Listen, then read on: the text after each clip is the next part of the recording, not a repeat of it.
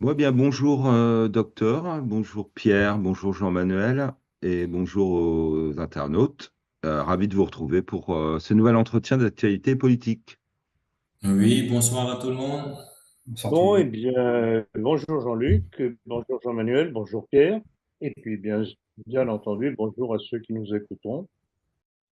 Et je vous écoute. Alors, notre première question concerne la France. Le porte-avions Charles de Gaulle passe pour la première fois sous le commandement de l'OTAN. Un commentaire, docteur? Rappelez-vous, ça n'a rien d'étonnant, puisque Charles de Gaulle, pas le porte-avions, mais l'individu, a toujours été aux ordres des Anglo-Saxons. Rappelez-vous son discours de Brazzaville, par lequel il promettait justement aux Américains la décolonisation. Donc, l'image du porte-avions va avec le personnage. Mais paraît-il que c'était un grand patriote. Et voilà comment on écrit l'histoire. On pourrait aussi dire, sans vous apporter une contradiction systématique, qu'il a désengagé comment dirais-je, enfin qu'il a chassé l'armée américaine en 66, avec la fermeture Oui, des bases américaines. oui, je connais cet aspect-là. Je sais que c'est un contre-argument que l'on me sort assez souvent. Et le problème de Gaulle, c'est que un, a toujours été un individu vindicatif. Il est évident que pour arriver au pouvoir, il s'est soumis aux ordres des Anglo-Américains. Et quand il a pu, et effectivement, ça correspond à cela, il les a mis à la porte. En tout cas, tout au moins, il a désengagé la France de c'était pas l'OTAN, je ne sais pas si l'OTAN existait déjà à l'époque. En tout cas, de l'Alliance Atlantique. Oui, du commandement intégré. Tout ce qui évidemment paraissent contradictoires avec lui, mais c'est tout. Tant qu'il a eu besoin d'eux pour arriver au pouvoir, il était bien gentil, bien obéissant, et puis après, bon, mais enfin, quand même, la globalité de sa politique, c'était calamiteux pour la France. Vous savez très bien le résumé que j'en donne. Alors que le maréchal Pétain avait réussi, malgré l'occupation, malgré les intérêts anglo-américains, à préserver notre empire, Charles de Gaulle a réussi à nous laisser simplement un hexagone. Bon résultat. Et puis le leg supplémentaire avec la décolonisation et l'immigration à l'invasion. Merci. Avez-vous vu cette information qui rejoint en partie la première question, que l'aviation française aurait participé à la tentative d'interception des drones et des missiles israéliens? De quel droit? Euh, une erreur là, missile iranien. Missile Ah, iranien. mais oui. Missile iranien. Oui, oui, j'ai vu l'information. Et en fait, ça confirme ce que l'on sait déjà, ce qu'on devrait en tout cas savoir, ce que les Français devraient savoir, c'est qu'avec Macron, on ne fait que les guerres juives. Guerre juive en Ukraine, guerre juive pour protéger soi-disant Israël. Donc voilà où passe l'argent des petits Français, à faire la guerre pour les autres. Et pour des gens qui ne nous veulent franchement pas du bien. Quand on voit l'attitude de l'intelligentsia juive en France, je ne peux pas dire n'oublions tout de même pas qu'ils sont les principaux responsables de l'immigration-invasion après avoir été les acteurs de la décolonisation avec De Gaulle. Donc je ne vois pas pourquoi on se préoccuperait de les défendre, etc. Mais que voulez-vous? Avec Macron, ben,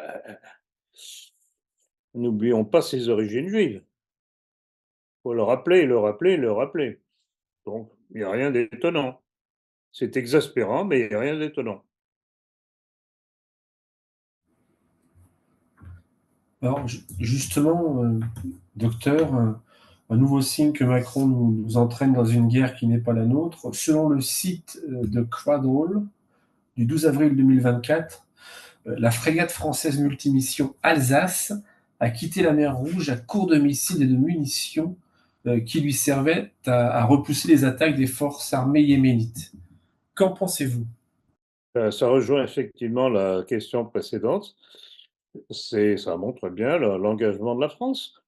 Est-ce que les Français Limite. ont été consultés à ce sujet-là? Non, comme d'habitude. Et donc, le pouvoir déclenche les guerres en fonction de ses amitiés et de ses attachements ethniques. Donc voilà. Et c'est nous qui payons dans notre poche. Et puis aussi, éventuellement, de la vie de nos soldats. Ça, c'est encore un autre élément. Donc, cette information de Gradel est intéressante. Ça rejoint exactement ce que je disais dans la question précédente. Et donc, je rappelle donc, en fait, et alors, je viens de voir oui, j'avais aussi mis de côté cette petite information, c'est que le commandant de la frégate, Jérôme Henry, a fait état de l'utilisation du missile franco-italien Aster. Vous savez quel est le prix? 2 millions de dollars par missile. Et ils l'ont utilisé justement pour essayer de contrer les Houthis yéménites. Voilà où passe notre argent.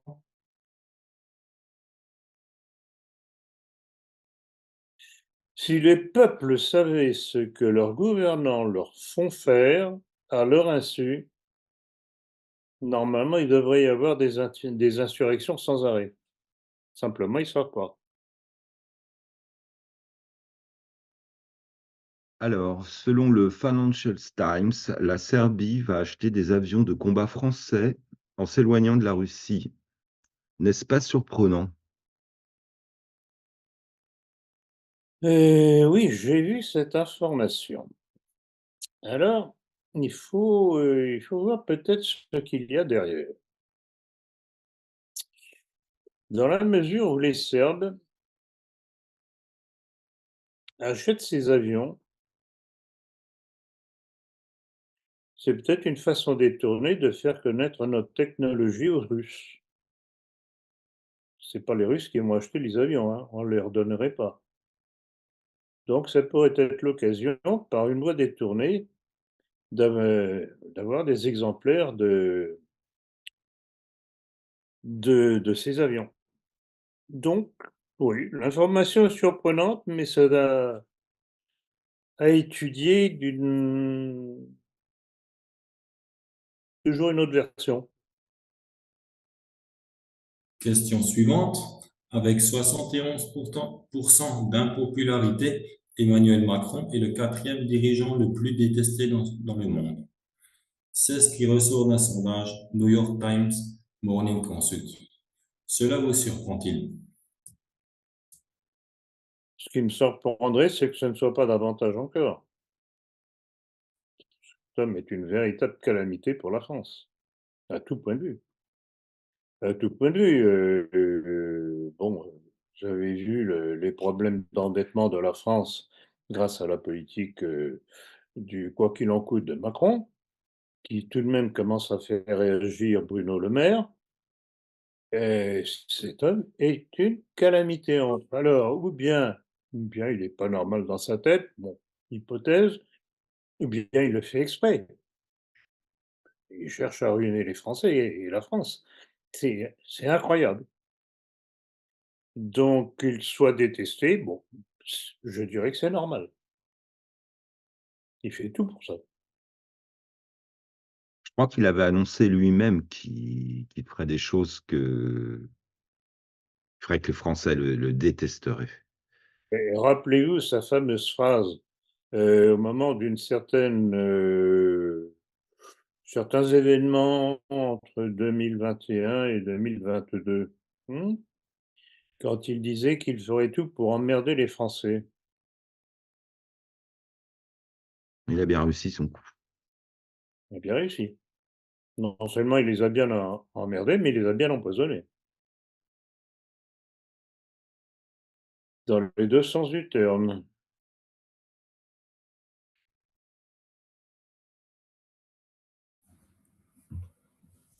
Alors, Et d'ailleurs, au point de vue réputation, ce qui ressort régulièrement, y compris dans la grande presse, c'est, parlant de Macron, l'homme aux 1 000 milliards de dettes. Il faut bien être premier dans quelque chose, comme je dis habituellement. 1 000 milliards de dettes. Et qui va payer, et évidemment, c'est pas lui, ni ses petits copains. toujours en France et toujours apporté un peu au bilan de Macron directement, c'est l'insécurité, hein, les attaques au couteau. On parle de 120 attaques par jour, c'est les chiffres de la police, hein. Donc elles ne cessent d'augmenter en France sans que le pouvoir macronien ne sévisse. Comment expliquer ce phénomène et comment y faire front? Bon, eh bien, l'explication, enfin, qui est les attaques au couteau, bah, évidemment, on ne peut pas l'accepter ça. Mais on peut comprendre pourquoi.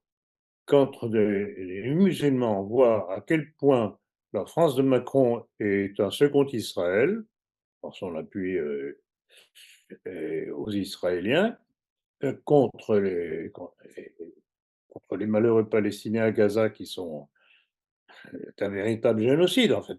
Quasiment tout le monde le reconnaît. Étonnez-vous après ça qu'ils aient pas la rage. Donc, le problème, c'est qu'ils n'ont pas la différence entre le français moyen qui n'en peut rien. Sachant qu'on avait ça quand même avant cette aggravation de la crise en Palestine, on avait aussi ce phénomène de délinquance. Ça, c'est de la délinquance qui est pas politisée, je dirais. C'est, enfin, en apparence, hein, quels que soient les reproches qu'on puisse faire à la politique étrangère de la France, quand même, c'est quelque chose de distinct, ne pensez-vous pas? Alors, il est évident que dans une certaine mesure, ça me fait penser à la politique menée à l'époque sous Hollande, par les Valls et Cazeneuve. Ces attentats leur servent aussi pour faire peur aux Français. Donc ça permet aussi de resserrer les soi-disant lois, la liberté disparaît de plus en plus. C'est tout est tordu dans ce genre de politique. Ils se servent alors, ils peuvent pas non plus réprimer réellement parce qu'on ne sait pas finalement celui qui tient le couteau, bon, on sait bien qui c'est, mais qui l'a activé? Et ça, on ne sait jamais. Parce qu'en tout cas, à qui sert le crime? Ça sert justement à supprimer les libertés des Français. Et ça, on l'a vu partout depuis notamment le 11 septembre aux États-Unis. Et tous ces attentats ou pseudo-attentats servent à réduire les libertés des peuples ou à lancer des guerres. Nouvelle question. Le référendum voulu par les Républicains sur l'immigration a été rejeté par le Conseil constitutionnel. Un commentaire?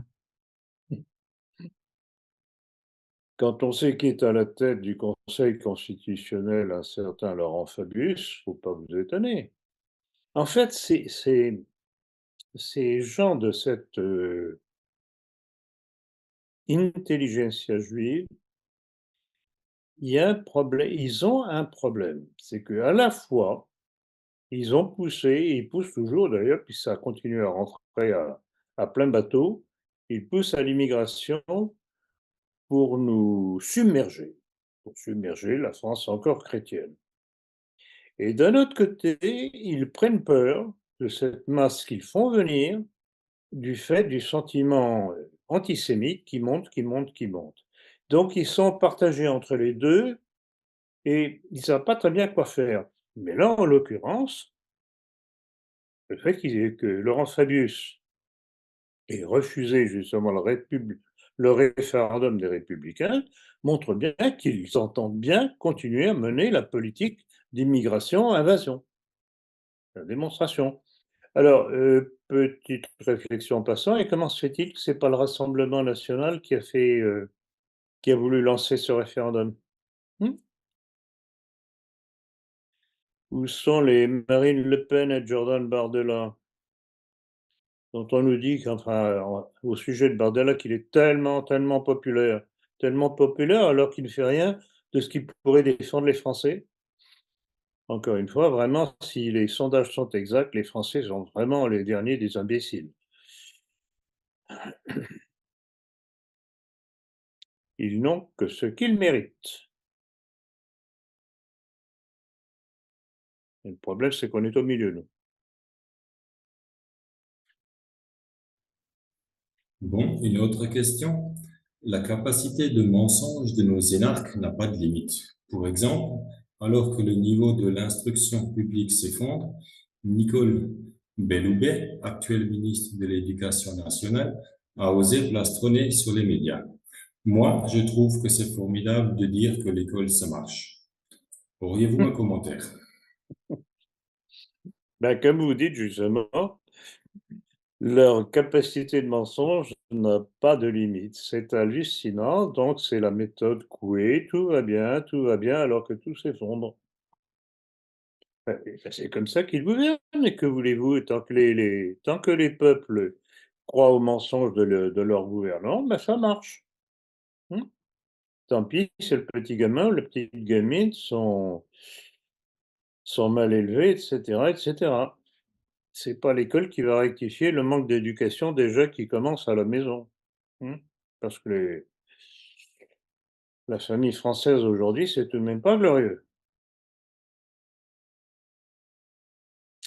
Ils ont peur de sévir.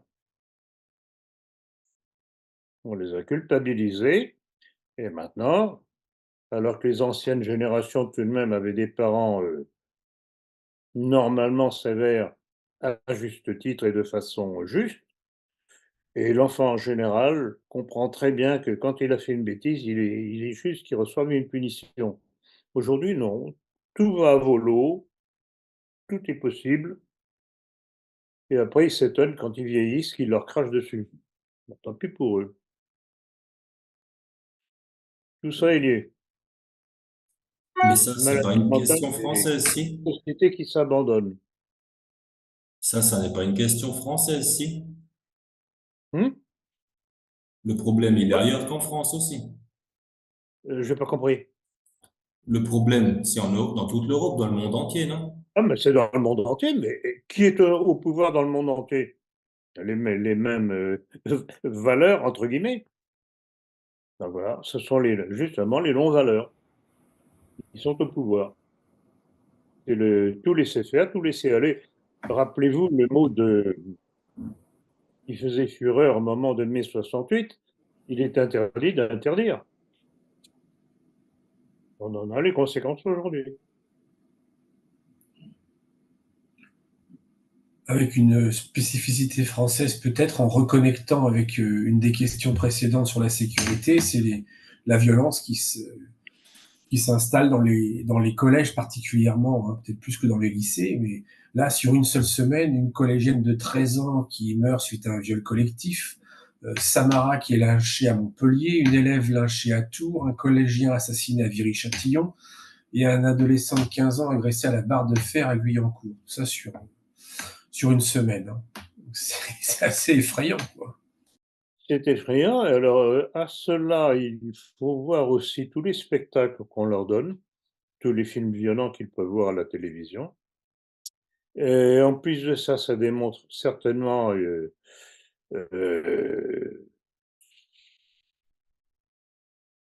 un mal vécu dans leur existence. Ils n'ont plus de repères, il n'y a plus d'interdits. Quoi voulez-vous qu'ils se gênent? Ils ont envie de violer? Bah, allez-y, voyons, il est interdit d'interdire. Mmh? Hein, Belloubet, qu'est-ce que tu fais? Tout va bien, tout va bien, tout va bien. Non, on est dans une société, heu, en décomposition. Il est certain que le jour où il faudra remettre de l'ordre là-dedans, il faudra être saignant. Ce ne sera pas avec de belles paroles qu'on y arrivera. Il faudra punir, et punir de façon, je dirais presque définitive. Parce qu'il y a des gens qui ne sont pas récupérables. Et il y a des peines de mort qui se perdent en ce moment.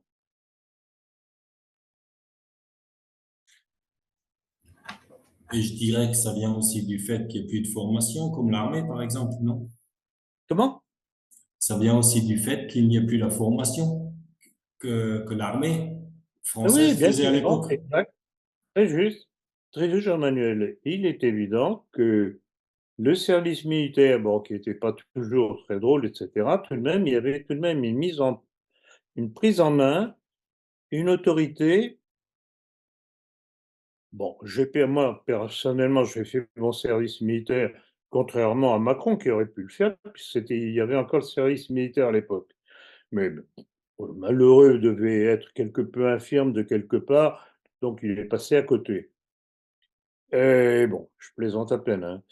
Et non, il est certain que malgré les inconvénients du service militaire, c'était tout de même une bonne école de vie. On apprenait à côtoyer d'autres personnes d'un autre milieu, etc. Moi, personnellement, je ne regrette pas. En tout cas, votre observation est très juste. Dernière question, docteur, relativement à la France. La puissance du lobby juif ne cesse d'augmenter sous Emmanuel Macron. Ainsi, cette information, du 11 au 22 mars 2024, une délégation du CRIF faisait partie de la délégation française menée par la ministre Aurore Berger dans le cadre de la commission de la condition de la femme qui s'est rendue dans les locaux de l'ONU à New York. Avez-vous un commentaire sur cet événement? Je crois que c'est nécessaire. Ouais, il est évident que le CRIF est le maître d'œuvre quasiment de la politique française. Ça coule de source. C'est tout de même pas par hasard qu'il y a eu la célébration de la Hanouka à l'Élysée, rappelez-vous. Donc, c'est la France juive, tout simplement. Et évident que je dirais presque le malheureux, on peut le comprendre, mais enfin, c'est dans ses tripes à ce malheureux Macron. Il se sent juif avant tout. Donc, il est évident qu'il ne peut que nous faire une politique juive. Et le CRIF en est un des acteurs.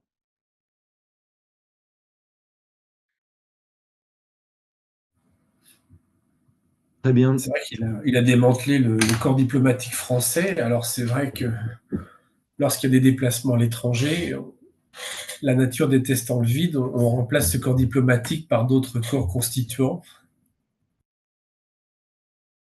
Tout à fait. Tout à fait. Non, mais c'est absolument invraisemblable. On peut dire que le CRIF est une structure officielle de la République française.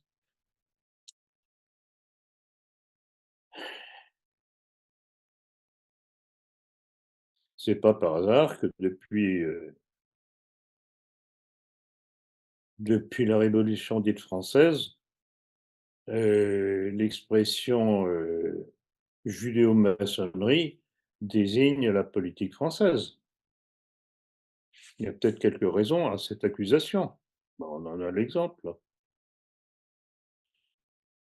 Oui, nous ne sommes plus maîtres chez nous, à aucun point de vue. C'est peut-être temps de se réveiller et d'atterrir. Alors nous passons à la rubrique Nos milieux. Étienne Couvert est décédé durant le week-end pascal du 30 mars. Souhaitez-vous évoquer son souvenir? Certainement, parce que je l'ai très bien connu et il est toujours abonné à la politique. Donc c'est quelqu'un de remarquable qui a écrit plusieurs livres sur la gnose, justement, que je recommande vraiment de lire parce que ça explique justement le pourquoi du comment de la gnose et son lien direct avec la maçonnerie et avec la Kabbale. Donc Oui. c'est dommage, c'est une perte. Bon, il avait l'âge qu'il avait, heu, je le regrette. Franchement, très profondément, je le regrette. Une autre question. Henri de Lecken a la haine envers vous.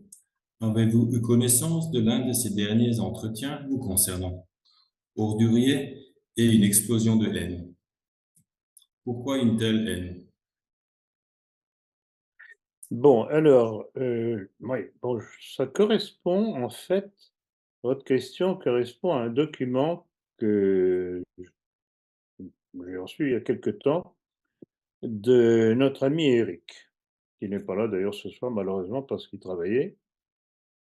Et le petit problème simplement, c'est que ce document date de 2020, je crois, si mes souvenirs sont exacts. Et alors le support, c'est en fait un texte absolument venimeux et ignoble de Jeunes Nations. Jeunes Nations qui est sous la coupe d'Ivan Benedetti, qui me hait, si on peut dire cordialement. Alors, c'est pas lui qui l'a signé, c'est à mon avis un pseudonyme, mais je pense que c'est lui qui est derrière. Et absolument ordurier, m'accusant de choses qui que j'ai dites effectivement, pour certaines que j'ai, d'autres qui ne sont pas vraies, mais que j'ai dites parce que j'avais les références pour le dire, mais ça lui plaît pas. Je regrette beaucoup, c'est pas mon problème. Mais surtout, ce qui m'a bien fait rire quand j'ai vu le document, c'est que dès que Henri Lesquin l'a vu, il s'est précipité pour applaudir et renchérir, en me traitant de musulman. Ah oui, c'est vrai, ma mère est née au Caire, donc elle est née au Caire, elle est musulmane. Lesquin, il ferait bien de se méfier à ce qu'il dit, parce qu'il est né au Maroc, donc il est marocain. Ouais, faut arrêter de dire des bêtises, je ne vais pas dire de gros mots quand même. Donc voilà l'individu sur Lesquin. Alors, bon, on peut se demander pourquoi il me et aussi cordialement. À mon avis, il y a 2 raisons. C'est que je suis celui, l'affreux, qui a découvert dans un numéro de sa lettre d'information du Club de l'Horloge, une perle, numéro 40, dans lequel il disait que la Déclaration des droits de l'homme de 1789 était l'acte de naissance de la nation française. Donc, pour ce soi-disant aristocrate, la maçonnerie, ça n'a pas existé. Ah bon? Alors, petit détail en passant, la Ligue de défense juive lui a reproché de cracher dans la soupe en lui rappelant, parce qu'il aime bien se faire bien voir des milieux à droite ou extrême droite, en faisant de l'antisémitisme primaire. Et il rappelait à Lesquin que, quand même, vu ses origines, il devrait mettre mollo un petit peu sur certaines de ses déclarations. Et évidemment, Lesquin n'a pas aimé, mais il n'a pas répondu. Alors, qui ne dit mot consent. Alors, tout ça sont des rappels que je fais assez régulièrement, que ce soit dans des conférences, entretiens ou dans la politique, et je sais il me suit à la piste. Donc, disons qu'il a la rage. Donc voilà, donc Lesquin, c'est un pseudo-pseudo. Alors, on va changer de rubrique pour aller à l'étranger. Après le bombardement meurtrier de son consulat à Damas, l'Iran, comme il l'avait promis, a rendu la monnaie de sa pièce à Israël. Pouvez-vous revenir sur cet enchaînement et sur les suites possibles? Oui, bon, il était logique que l'Iran réagisse. Bon, alors, cette agression de l'aviation israélienne sur le consulat iranien à Damas représente 2 violations. Violation d'un territoire diplomatique, ça ne se fait pas. Les lois de la guerre interdisent cela. Donc là encore, Israël s'arroge tous les droits, bon, tout ça pour sa vengeance. Ouh. Deuxièmement, c'était en territoire syrien, donc agression contre un pays indépendant, petit détail en passant. Donc vraiment, Israël, une fois de plus, démontre qu'il se fiche totalement intégralement de tous les règlements, toutes les lois, tous les accords internationaux pour faire ce qu'il veut par vengeance. C'est un peuple qui ne s'explique que par la vengeance. C'est un peuple de haine. Alors, apparemment, les Israéliens ont voulu surtout démontrer qu'ils pouvaient être très, très, très, très meurtriers s'ils le voulaient. Et c'est curieux, c'est un acte, peut-être ont-ils raison, je ne sais pas, on verra la suite.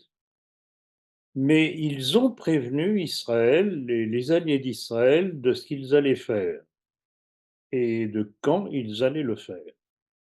Donc, toutes les précautions ont été prises pour essayer d'intercepter ces missiles et ces drones.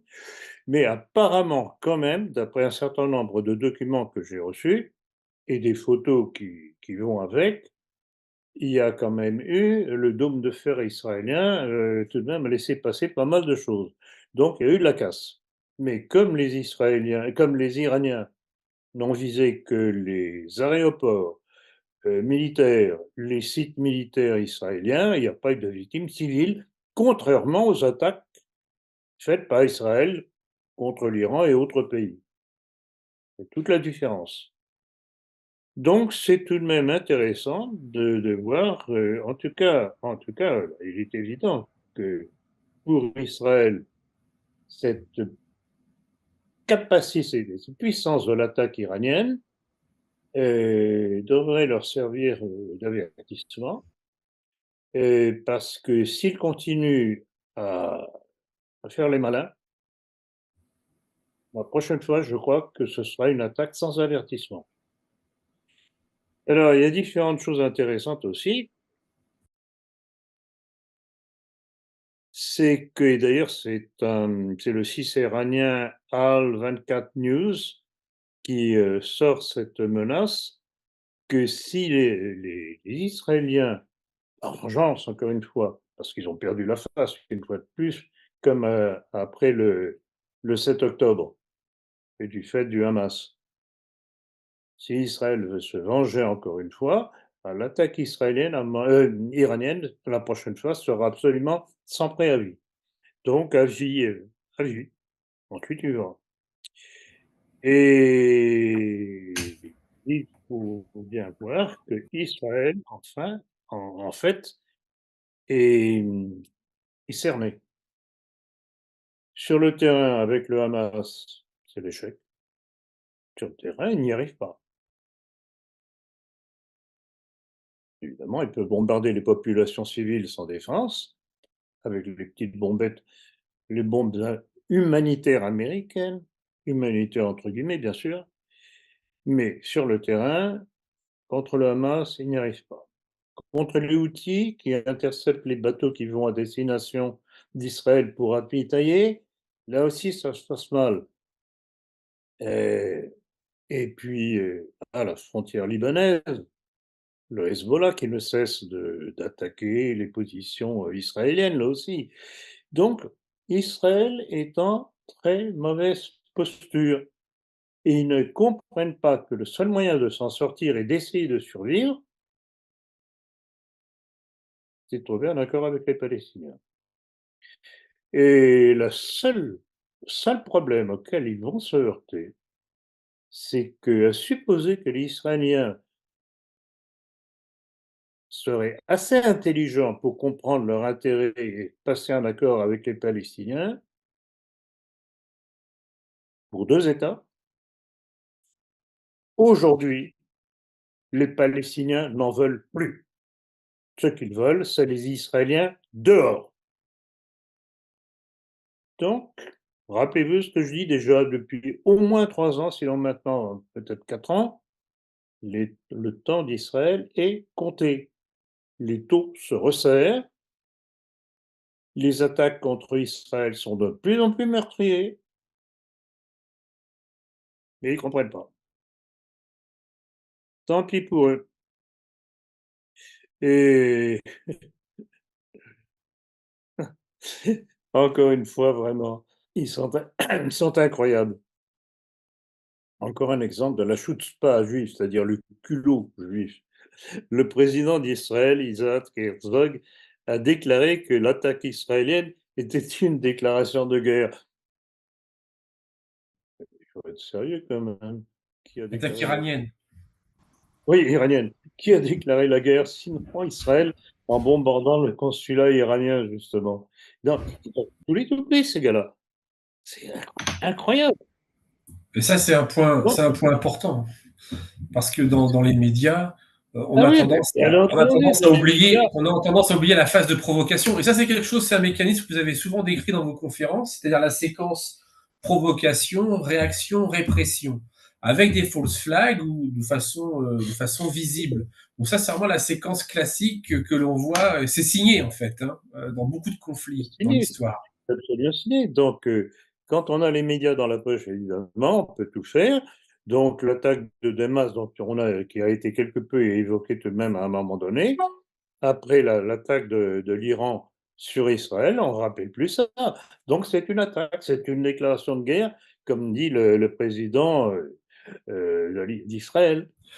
C'est un point que Hubert Védrine avait dû rappeler à Ulysse Tout Gosset à à fait. plusieurs reprises lors d'un entretien Tout sur à fait. BFM TV. C'est curieux, vers Védrine, il y a longtemps que je suis. D'ailleurs, je crois me souvenir aussi qu'au moment du 11 septembre, il n'avait pas été début.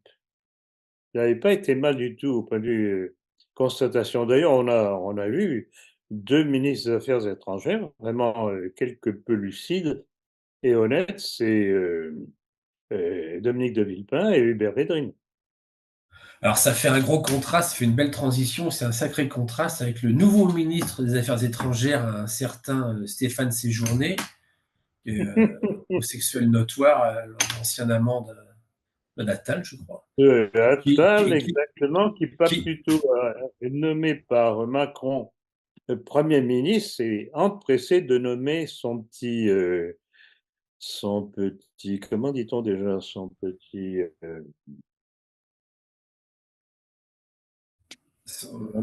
peu importe, son petit son, mignon, son petit mignon, son copain de pyjama, je ne sais pas, son amant, je copain sais de pas. pyjama, ah, pas mal, Pierre, copain de pyjama, oui, ça c'est pas mal, oui. Alors, Comme ministre non mais c'est la rigolade dans le monde extérieur, à et attendez, l'international. vous êtes au courant, vous avez vu qu'il a, alors je sais pas si c'est un, non, c'est pas un fait, il a convoqué l'ambassadeur d'Iran à la suite de cette attaque ce week-end. Le problème, c'est qu'il n'y a il y a plus d'ambassadeur d'Iran en France.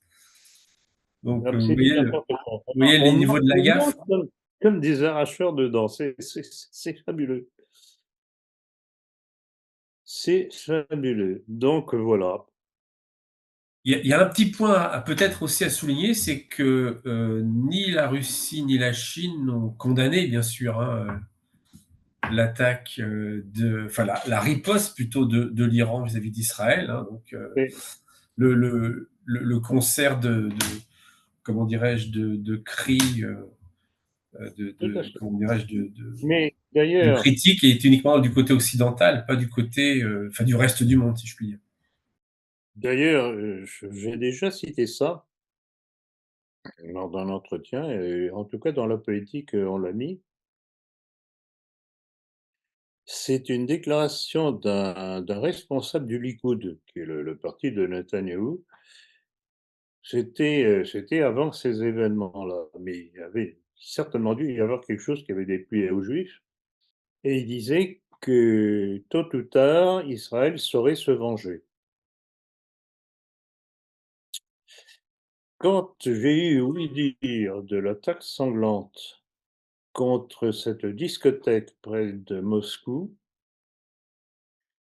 soi-disant attribuée à l'État islamique, bon, peut-être que l'État islamique, alors l'État islamique, il faut tout de même rappeler que c'est une création américano-israélienne, puisque son dirigeant à l'époque, c'était un certain al-Baghdadi, alias Samuel Elliott, membre du Mossad. Donc, il est possible que si réellement cette attaque de cette discothèque près de Moscou C'est le Mossad, c'est l'État islamique qui l'a fait. Ce serait pas incompatible, mais ce serait toujours la main d'Israël qui serait derrière. Et ça, à mon avis, les Russes le savent. Donc, ça explique beaucoup de choses qui sont en train de se passer.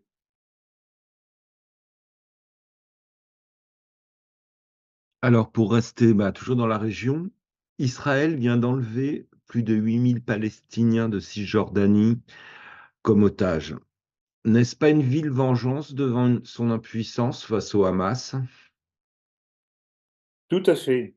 Donc, il faut bien souligner qu'ils les ont enlevés de Cisjordanie, qui normalement n'est pas impliquée dans l'affrontement entre le Hamas et Israël. Donc, c'est vraiment une basse vengeance.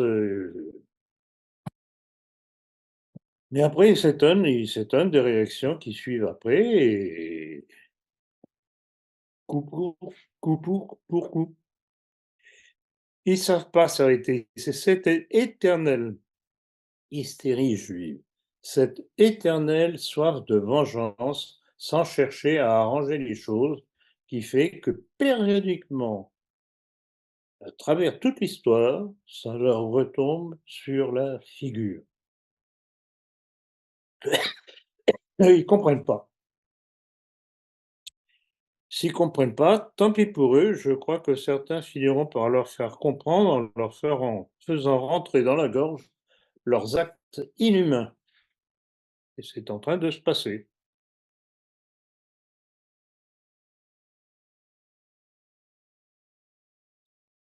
Donc, question suivante. Il semble que cela n'aille pas au mieux pour Netanyahou, qui, devant son incapacité à récupérer les otages pris par le Hamas, fait face à des manifestations monstres contre sa politique. Pouvez-vous nous en dire plus sur la situation interne en Israël et les risques que court Netanyahou? Bon, ce que j'en sais, c'est tout de même à travers un certain nombre de communiqués de presse, qui fait état de manifestations monstres de la population israélienne, qui réclame à corps et à cri, les otages retenus par le Hamas. Et ce que je constate, là évidemment, les médias se gardent bien de le souligner, ce que je constate, c'est que c'est Israël qui est demandeur. C'est Israël qui demande une trêve pour la libération des otages. Et c'est le Hamas qui dit non, ils veulent pas.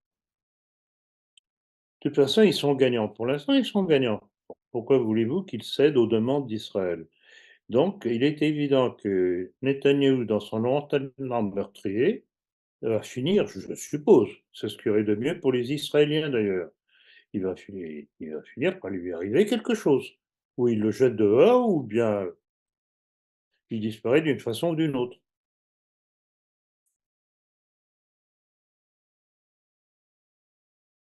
Il y a des individus comme ça qui ne devraient jamais exister parce qu'ils causent le malheur de leur peuple.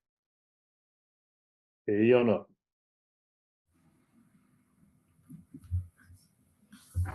Alors, les régimes sionistes israéliens et ukrainiens ont entre autres points communs qu'ils ciblent systématiquement les journalistes. Ainsi, de Gaza à Lugansk, de nombreux journalistes ont été tués. Est-ce un hasard selon vous ou quelque chose de souhaité, de prémédité? Il me semble que c'est absolument évident. Ils veulent supprimer les témoignages de ce que et Zelensky et ses sbires et Netanyahou et Tsahal font, leur population. Il est évident qu'il faut pas que la vérité filtre, en Occident. Donc, il y a une chose, et notamment en ce qui concerne, Is Israël et les Palestiniens, il y a une chose qui est flagrante dans l'attitude des Israéliens. Ils ciblent les les équipements sanitaires, donc les hôpitaux, les ambulances, et ils ciblent les humanitaires, et ils ciblent les journalistes qui pourraient être témoins justement de ce carnage. Donc voilà, encore une fois, c'est la description de cette attitude absolument sanguinaire des Israéliens. Ils ne comprennent pas, ils vont en subir les conséquences et je voudrais pas être à leur place. Alors justement, à propos de ce carnage, depuis les États-Unis, la Maison-Blanche confirme que 208 humanitaires ont été tués par Israël depuis l'invasion de Gaza. Que ne dirait-on pas si la Russie avait un tel bilan en Ukraine? Qu'en pensez-vous, docteur? Votre question, vos réponses, j'ai l'impression, non? Non, mais c'est Absolument, oui. exactement, c'est ça le problème.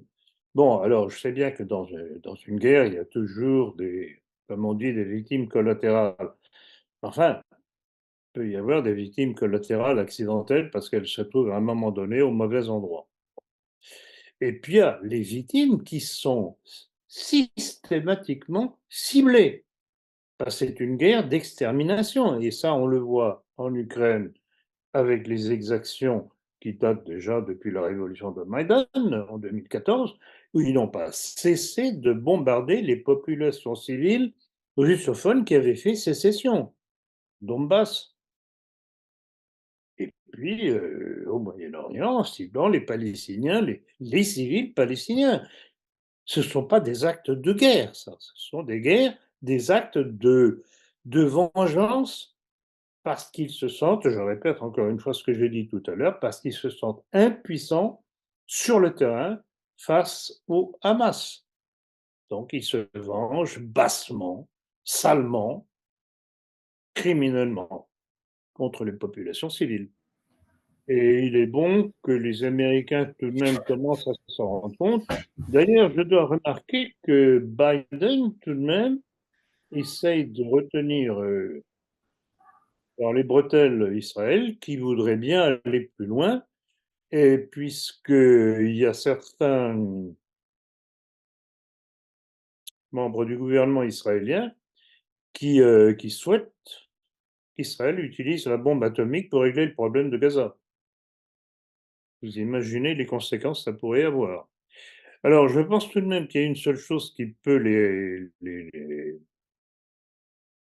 bloquer, les empêcher de faire cela, c'est que qui dit bombe atomique dit aussi radiation et que Israël pourrait bien subir les conséquences de sa bombinette.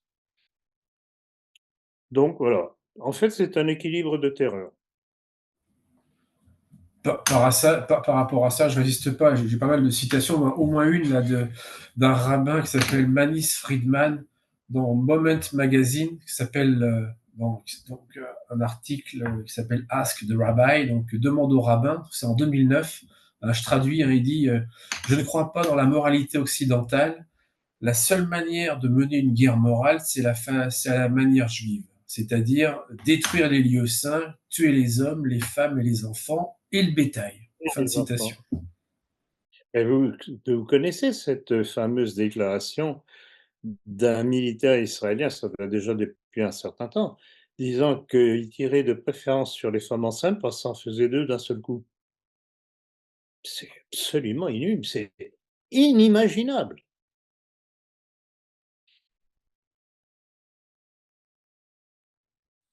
Alors qu'Israël, devant l'indignation mondiale face au génocide armé et alimentaire, dont il se rend coupable tous les jours, prétend qu'il laisse passer l'aide humanitaire. Amanda Power, responsable américaine de l'USAID, dénonce: la famine est en cours à Gaza. Jusqu'à quand l'Occident se contentera de la réprobation verbale? Il est évident qu'Israël est mis tout de même en accusation du fait de la famine qu'il organise des populations palestiniennes. Donc, c'est pas suffisant de les tuer par les bombes américaines. Il les affame par tous les moyens, mais ils prétendent, bien entendu, parce ils sont moraux, ils ont la morale, n'est-ce pas, qu'ils laissent passer l'aide humanitaire. C'est un mensonge. C'est un mensonge flagrant et justement, cette responsable américaine vient de le confirmer. Ce sont des menteurs, ils continuent à faire leur crime tout en disant qu'ils ne le font pas. Il n'y a que les complices qui y croient. Toujours à l'étranger, mais on va s'éloigner du Moyen-Orient pour aller du côté du Parlement européen. Donc, record d'abstention ou d'absence des députés européens de droite, RN, Républicains, Reconquête, lors du vote de la résolution visant à inscrire l'avortement dans la Charte des droits fondamentaux de l'Union européenne. À noter que seuls Nicolas Bay, Reconquête, et Mathilde Androuet, RN, ont voté contre le 11 avril dernier. Qu'en pensez-vous? Bah, c'est pas mal, mais enfin, je voudrais tout de même rappeler que Nicolas B, tout dernier, alors Nicolas B qui fait partie du parti de Zemmour. Donc, c'est pas étonnant. Nicolas B qui est partisan que l'on fasse bien entendu la guerre avec Israël et pour l'Ukraine. Oui. Un ancien du RN, hein, qui a quitté le RN pour aller vers Zemmour, absolument. Ouais. Et alors, la Mathilde Androuet, je ne sais pas, je ne la connais pas. Bon, mais ce qu'il y a de terrible avec le Rassemblement national, c'est que de temps en temps, on voit des déclarations qui sont pas mal. Le problème, ce ne sont pas celles des dirigeants. Et les dirigeants, ils ont eu telle peur de ne pas être politiquement corrects, en fait, ils acceptent tout. Qu'on me dise, quelle est la différence, au point de vue position, entre un Bardella et Macron sur la question ukrainienne, sur le carnage contre les populations civiles à Gaza? Quelle est la différence? Il n'y en a pas. Et alors, ce qui me surprend, c'est que les sondages nous disent qu'il est au plus haut de la popularité. Ben, je comprends pas. Ben, on verra ce qui se passera aux européennes. Mais en tout cas, ce que je constate, c'est que les médias le poussent en avant, le poussent en avant, le poussent en avant. Donc, si les médias le poussent en avant, pas besoin de vous faire un petit dessin, vous avez compris, c'est qu'il est compatible. Donc, il est exclu de voter pour sa liste. Alors, en nous restant à Bruxelles, le Parlement européen a également et largement adopté le pacte migratoire. L'Union européenne impose donc la répartition obligatoire des migrants dans nos communes, avec à la clé 20 000 euros d'amende par migrant refusé. N'est-ce pas là le suicide voulu des dites élites européennes? Oui, tout à fait. Tout à fait. Ben, on ne peut comprendre ça que si on ne sait pas qu'en fait tous ces mouvements dits de droite en Europe sont tenus. Ils sont tenus soit parce qu'ils ont des accointances maçonniques, soit parce qu'ils ont peur du qu'en dira-t-on. Donc, on fait comme tout le monde. Non, mais on est trahi par les nôtres. Ça, c'est absolument évident. Il n'y a pas qu'en France. Prenez en Italie la Meloni, elle se révèle une catastrophe, cette femme. Elle avait, avant d'être élue, bien entendu, avant d'être élue, elle était remarquable, elle dit des choses très bien. Arrivée au pouvoir, ah oui, mais alors, on peut comprendre que, vu l'héritage économique que lui a laissé son prédécesseur Mario Draghi, aux origines connues, et ancien de la Goldman Sachs, elle soit obligée de passer sous les fourches codines de l'Europe. Oui, mais enfin, quand même. Hein, elle qui promettait de mettre un terme à l'immigration, invasion en Italie, ben, ça arrive, c'est comme en France, ça arrive de plus belle. Donc à quoi ça sert d'élire ces gens-là? Donc, on va rester à Bruxelles. Alors que la réélection de la présidence de la Commission européenne se rapproche, il semble que la reconduction d'Ursula von der Leyen ne semble plus aussi acquise que prévu. Qu'en pensez-vous, docteur? Oui, bon, je crois que là, elle pousse même le bouchon un peu trop loin. Bon, alors, cette femme, on la connaît déjà de quand elle était ministre de la Défense en Allemagne. Elle n'a pas laissé de bons souvenirs parce que, bon, déjà, elle a tripatouillé sur le plan économique pour sa poche, bien entendu. Et bon, une fois maintenant elle a été à la tête de la Commission européenne, on peut dire qu'il s'en est mis aussi plein les poches par ses accords secrets avec Albert Bourla de Pfizer, en passant des commandes pour des milliards d'euros ou de dollars, je ne sais pas, bref, faisons la conversion en euros, sans demander rien à personne et sans la moindre consultation de la Commission européenne. Donc, elle décide. Et quand certains de la Commission européenne lui ont demandé de bien vouloir communiquer les échanges qu'elle avait eus avec Albert Bourla, dont je vous rappelle les origines quand même, en passant, hein, faut oublier ça. Ah, on ne les trouve plus. Ah, comme c'est curieux. Donc, c'est une parfaite trafiquante. Il n'y a pas d'autre terme. Alors, il est certain qu'actuellement, il n'a pas le vent en poupe et qu'il se pourrait qu'il serait souhaitable d'ailleurs qu'elle ne soit pas reconduite à son poste. On verra bien. Là aussi, ça va dépendre du degré d'indépendance des différents représentants qui siègent à la Commission européenne. S'ils sont indépendants, normalement, elle devrait être mise dehors, ou bien si tout le monde est tenu par la barbichette, pour une raison ou pour une autre, maçonnerie et autres, intérêt économique, eh bien la mafia continuera au pouvoir. On arrive à notre dernière question, docteur. Le père Manfred Hauke, prêtre catholique et professeur de théologie, doit être jugé par un tribunal pénal suisse à Bellinzona, en Suisse, pour avoir publié un article critiquant le clergé homosexuel. Pouvez-vous nous en dire plus sur ce scandale des autorités suisses? J'ai vu passer ça, oui, mais voilà, encore une chose, interdit de dire la même chose, c'est la dictature LGBT. C'est la dictature LGBT. Et ah, cette bonne petite Suisse.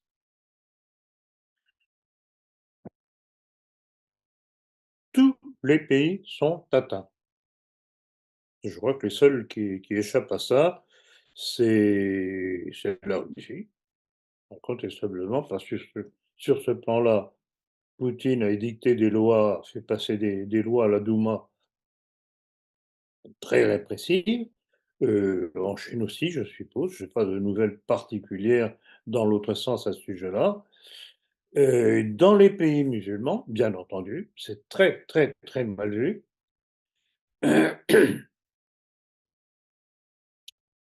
Mais l'Occident est pourri. La nouvelle normalité, c'est l'homosexualité. Ça rime. Et c'est intéressant parce que l'article en question, c'est un prêtre polonais, Dariusz Oko, qui avait mis en lumière les cas d'abus commis par des prêtres et des évêques homosexuels et détaillé les mécanismes utilisés par les homoclans. Donc ça, c'est un nouveau mot, oui, pas mal, ou une homomafia d'ecclésiastiques prédateurs pour éviter d'avoir à rendre des comptes de leurs actes. Donc, incontestablement, bon, c'est action-réaction, il y a tout de même des gens qui osent dire les choses, qui osent dénoncer, mais heureusement, pour les homosexuels, pour les LGBT, il y a la justice qui vient à leur secours. Bien sûr, parce que l'homosexualité est un petit peu la base de notre nouvelle société, en fait, un petit peu la couleur. Oui, c'est la revanche de Sodome et Gomorrhe. Effectivement. Qui connaît encore cet épisode de Sodome et Gomorrhe? Qui connaît ça encore? Est-ce qu'on apprend ça encore dans les écoles catholiques? C'est même des choses bonnes à savoir. Ouais, mais voilà, c'est comme ça, mais il ne faut pas s'étonner que la société aille à volo quand les autorités qu'on dit morales ne font plus leur travail. Et les gens ne sachant plus rien, évidemment, sont prêts à tout avaler, sans réagir. Voilà le résultat. Et puis, je répète encore le mot de mai 68, il est interdit d'interdire. Sous prétexte de Il y a progrès. même, il y a même le changement de sexe qui est remboursé par la Sécu apparemment. Hum, c'est pas apparemment, c'est réel, donc de notre poche. On n'est pas d'accord avec ça, mais on paye.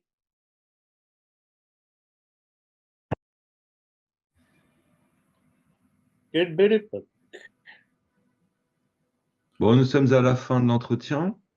Avons-nous quelques petites annonces où on pourrait peut-être parler Alors, du succès de la je dernière conférence? voudrais faire état, je voudrais faire état justement d'une chose, Jean-Luc, que vous m'avez dite, c'est le chiffre impressionnant du nombre de visionnages pour ma dernière conférence et apparemment la toute dernière que vous venez de mettre en ligne est en train de suivre le même exemple. Vous pouvez rappeler les chiffres? Alors, les chiffres pour l'avant-dernière conférence, La fin de leur monde, on est à 177 000 vues en un mois. Ça devient la conférence la plus vue de notre chaîne. Et la dernière, vers la Troisième Guerre mondiale, est à 9 400 vues en 22 heures. Donc, effectivement, elle part très bien. Hmm. Après Énormément de Euh, vues. c'est quoi? C'est la conférence, là, la fin de leur monde. À la C'était fin de quoi? leur monde. C'était sur YouTube? Sur YouTube également. Après, on a Sur été un YouTube. peu puni, un peu coupé. Et là, on vient de pouvoir remettre en ligne une vidéo, donc vers la Troisième Guerre mondiale, votre dernière conférence. Fait 9 400 vues en 22 heures, avec pas mal Non. de commentaires. Longue Oui, vie. et les Je peux vous, commentaires? je peux vous en lire un ou deux, oui. Alors, longue vie à vous, monsieur Pondassac, Poncardassac. Ne nous quittez pas, vous êtes primordial. Merci, monsieur Philippe Poncardassac. Quelle bouffée d'air frais. Voilà un vrai homme français. Merci, monsieur Poncardassac. Respect à monsieur Poncardassac. Des conférences de qualité, on en redemande. Merci beaucoup. Merci. Soutien aux nationalistes français. Beaucoup d'entre nous souhaitent être présents à toutes les conférences. Votre public est partout. Monsieur Poncardassac est toujours aussi passionnant. Merci. Voilà, ainsi de suite. Très instructif. Merci beaucoup. C'est ce qu'il y a là, 241 commentaires comme ça. 241. Mm. Et il y a des messages hostiles là-dedans? Là, j'en ai pas trouvé. Il y en avait sur la dernière, un ou deux qui nous traitaient de nazis, enfin vraiment bêtement. C'était des trolls, je pense, je les ai supprimés. Mais dans l'ensemble, non, là, je les ai pas tous regardés, mais c'est les merci, merci, bravo, voilà. Ça correspond un petit peu à ce que moi-même je reçois directement, incontestablement. Et ce que je dois souligner aussi, c'est que parmi tous ces témoignages, ces approbations, il y a tout de même une bonne proportion de musulmans. Oui, tout à fait. Là, on a à peu près 10% Oui, de oui, ça musulmans de nos correspond à peu près vues à ce et que je vois ça ne fait exactement. que monter. Tout à fait, tout Voilà, à parce que fait. sur la dernière conférence, il n'y a pas trop de commentaires de musulmans, mais sur l'ancienne, il y en avait beaucoup, hein. Vraiment. Oui, non, mais il est évident que l'ancienne touchait tout de même particulièrement au problème, notamment en ce qui concerne Gaza. Donc ils se sentent concernés, c'est évident. Non, mais il y a de plus en plus de musulmans qui comprennent que nous avons le même ennemi et qu'on doit s'unir pour combattre et battre cet ennemi commun. C'est fondamental. C'est ce que j'ai voulu amorcer il y a déjà plusieurs années quand j'ai rappelé le rôle du décret Crémieux. Adolphe Isaac Crémieux, président fondateur de l'Alliance israélite universelle, ça veut tout dire, qui était ministre de l'Intérieur de la Troisième République. Même rappeler les choses. Et c'est grâce à ce décret criminel, il faut rappeler les choses, toujours rappeler, euh, que, en fait, seuls les Juifs d'Algérie ont obtenu la nationalité française, pas les musulmans qui venaient de se battre pour la France contre la Prusse en 1870. Là, il faut toujours rappeler les choses parce que pourquoi est-ce que tant de musulmans haïssent la France et les Français? Ben, c'est à cause de toutes ces choses-là. Parce que pour eux, pas la France, c'est le gouvernement. Oui, mais nous, Mais nous ne sommes pas. grâce à vous, ils font la différence. Et là, sur l'ancienne vidéo, Exactement. Et c'est ça. Alors là, j'avoue que pour moi, bon, je ne pense pas avoir besoin de booster. Mais incontestablement, c'est un encouragement parce que ça montre que rappeler les choses, être véridique, toujours s'appuyer sur des faits, rappeler les choses bien documentées historiques qui expliquent l'évolution des choses, les gens intelligents comprennent, les autres n'ont aucune importance. La seule importance qu'ils ont, c'est que comme c'est la majorité des imbéciles, ça gêne un petit peu la reconquête. eh ben, ouais, un petit commentaire quand même de l'avant-dernière conférence, hein. Je suis algérien. Je suis très étonné de découvrir qu'il existe en France des patriotes éclairés, objectifs et libres. Je m'abonne. Je suis Bon, musulman. d'accord. Un autre commentaire. Je suis musulman algérien. Je vous découvre enfin des vrais Français qui défendent leur pays. Voilà, c'est ce qu'on a d'Algérie. On a un très bon retour. Je sais. Je sais. Depuis longtemps, on m'a signalé que justement, après la France, c'était l'Algérie où j'étais le plus entendu. Et je suis persuadé, d'ailleurs j'en ai quelques témoignages aussi, c'est que les Algériens ne sont pas fanatisés, regrettent que la France soit partie d'Algérie grâce à De Gaulle. On oublie celui-là encore. Tout ça c'est encourageant. Et je répète encore une fois, ce n'est que par l'alliance de nos communautés qu'on arrivera à se débarrasser de cette communauté qui nous oppresse.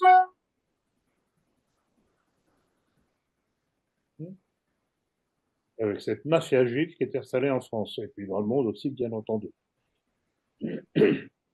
Donc voilà, on continue notre travail, et heureusement que les gens honnêtes reconnaissent ce travail et y adhèrent. Alors, je voudrais tout de même rappeler toujours des petites choses, justement, du fonctionnement.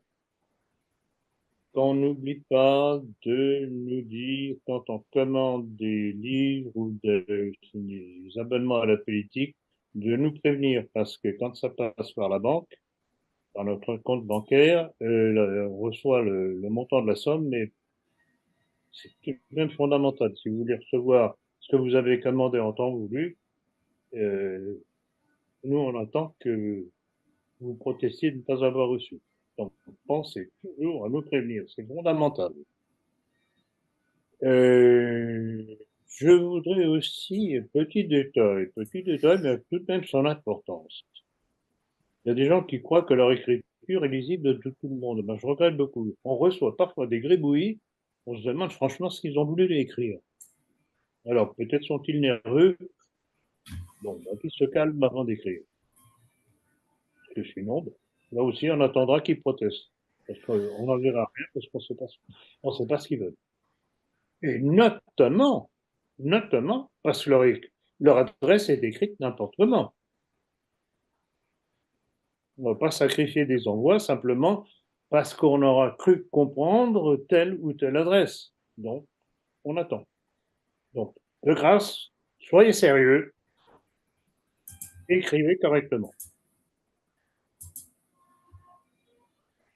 Voilà, et puis pour les photos, essayez de faire pour le mieux quand même, que ça nous facilite un petit peu la vie. Voilà, en tout cas, merci, merci à vous trois, Jean-Luc, Jean-Manuel, Pierre. Je regrette qu'Éric n'ait pas été là parce que j'en profite pour tirer mon chapeau aux excellents documents qu'il m'envoie.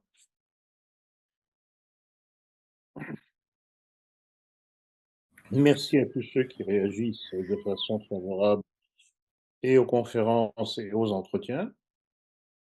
Je leur demande bien évidemment, comme à tout un chacun et chacune, de diffuser, de faire connaître, de venir à mes conférences, pour une raison très simple. D'une part, bon, il y a un petit aspect économique qui joue aussi, qui permet de rembourser le montant de la salle et le voyage, mais il y a aussi, pour ceux qui viennent, la possibilité de poser des questions directement et d'avoir un échange direct.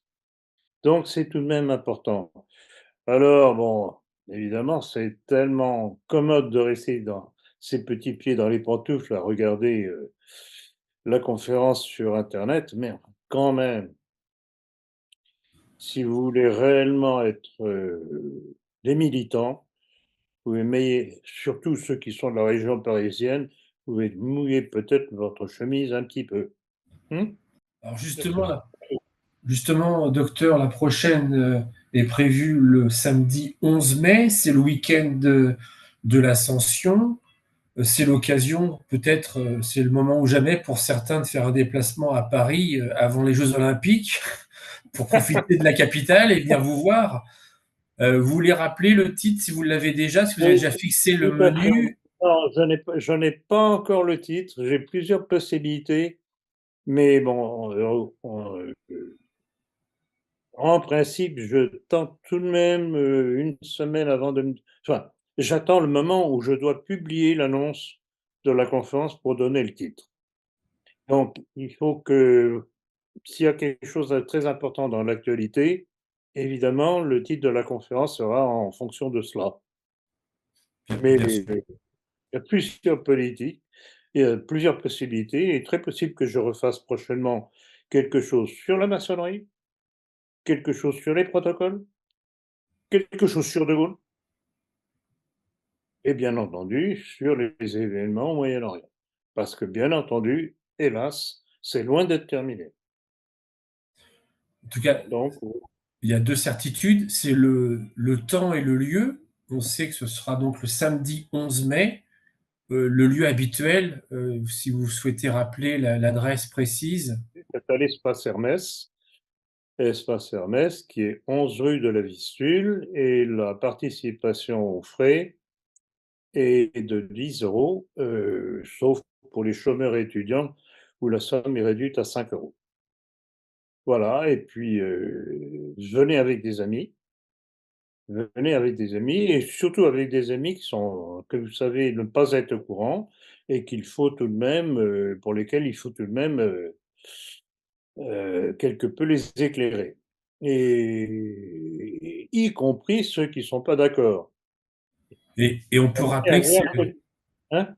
excusez-moi, il faut aussi rappeler que c'est le moment, l'endroit idéal pour faire l'acquisition de vos ouvrages. Ils sont tous Ah oui, en plus de représentés en ça, général. merci Pierre de rappeler ça, effectivement, je suis peut-être trop modeste, non? Ça en tout cas, ça permet d'avoir une dédicace en plus de ça, tandis que l'envoi par la poste, c'est pas la même chose. Et ça, on ne fait plus de dédicaces pour la poste pour une raison très simple, c'est que vu le nombre de tout de même, relativement important de pertes d'envoi, heu, on ne tient pas à dédicacer des livres qui nous reviennent finalement avec, la mention: «N'habite pas à l'adresse indiquée», ce qui est faux en général. Donc, une fois que le livre a été dédicacé, évidemment, il ne sert plus à rien. Donc maintenant, les envois par la poste ne sont plus dédicacés. Seuls ceux qui sont achetés, sur place le sont. Très bien. Voilà, Pierre, merci de ces rappels, parce que je pense pas toujours à Oui, tout. Et puis bon, je suis plus à l'aise que ce soit vous qui rappeliez ces choses qui sont des choses, d'intérêt personnel, disons, enfin personnel oui et non, puisque tout de même, vous le savez très bien, c'est pour la cause. Mais en tout cas, merci. Donc, j'espère vous voir, ceux qui nous écoutent, très nombreux lors de la prochaine conférence à Paris, le 11 mai. Et puis, je suis toujours preneur d'informations bien documentées. Je n'ai pas besoin de commentaires. Si c'est pour me dire ce que j'ai déjà dit ou écrit, c'est pas la peine de répéter. C'est du temps perdu et des documents bien étayés par des liens. Je ne veux pas du blablabla. Voilà, sinon ça part directement à la corbeille. Voilà, chers amis, ben, on l'a terminé. En espérant que tout de même, les choses s'améliorent un petit peu partout, mais cela n'ira que par le renversement des différents régimes qui trahissent leur peuple, à commencer par le nôtre. très bien, docteur. C'était un plaisir de faire cet entretien avec vous. On se dit à la prochaine. C'est gentil, c'est gentil. En tout cas, c'est vraiment un plaisir de dialoguer avec vous, au travers des questions et des commentaires que vous faites, très judicieusement après mes réponses. Voilà, bien, chers amis, merci de votre participation. À la prochaine, je n'ai pas la date encore. Ça va dépendre un petit peu de vos disponibilités aux uns et aux autres. Voilà, chers amis, à bientôt, bonne soirée et puis par la même occasion, bon appétit. Ah, merci beaucoup. Bon appétit également. Merci, Au revoir docteur. à À tous. bientôt. Au revoir. Au revoir à tous.